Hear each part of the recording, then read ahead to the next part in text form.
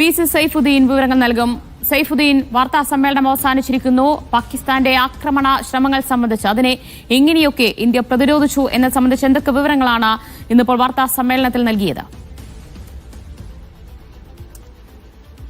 ദിവ്യ, അതിപ്രധാനമായ വാർത്താ സമ്മേളനം. ഏറ്റവും പ്രധാനം 3 വ്യോമത്താവളങ്ങൾ, പാകിസ്ഥാന്റെ 3 വ്യോമത്താവളങ്ങൾ ഇന്ത്യ ഇന്നലെ ആക്രമിച്ചു എന്നുള്ള വാർത്ത ഇപ്പോൾ ഇന്ത്യ സ്ഥിരീകരിക്കുന്നു. അത് രാവിലെ പാകിസ്ഥാനും സ്ഥിരീകരിച്ചതാണ്. അങ്ങനെയെങ്കിൽ പാകിസ്ഥാനെ സംബന്ധിച്ചിടത്തോളം പോയ മണിക്കൂറുകളിൽ ഉണ്ടായ ഏറ്റവും വലിയ തിരിച്ചടിയാണ് ഈ 3 വ്യോമത്താവളങ്ങൾ ഇന്ത്യൻ സൈന്യം ആക്രമിച്ചു എന്നുള്ളത്.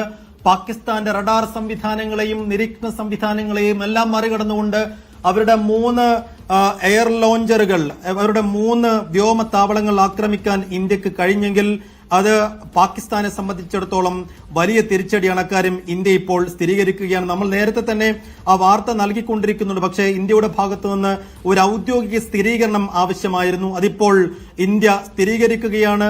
3 വ്യോമത്താവളങ്ങൾ കഴിഞ്ഞ രാത്രിയിൽ ഇന്ത്യ ആക്രമിച്ചിരിക്കുന്നു. പാകിസ്ഥാനെ സംബന്ധിച്ചിടത്തോളം അത് അങ്ങേയറ്റം വലിയ തിരിച്ചടിയാണ്. നൂർഖാനും മുരീദും റഫീഖയും, ഈ നൂർഖാനിൽ നിന്നാണ് കഴിഞ്ഞ ദിവസം, അതായത് വടക്ക് ലഡാക്ക് മുതൽ തെക്ക് കച്ച് വരെയുള്ള 26ഓളം ഇടങ്ങളിലാണ് പോയ രാത്രിയിൽ പാകിസ്ഥാൻ നിരന്തരം ഡ്രോൺ ആക്രമണങ്ങൾ നടത്തിയത്.